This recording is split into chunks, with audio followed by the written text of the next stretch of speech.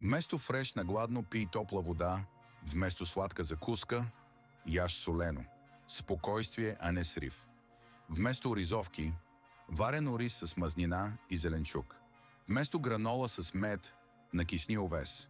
Повече фибри, по-малко захар. Вместо енергийно барче, ядки и една фурма, истинска енергия. Без индустрия.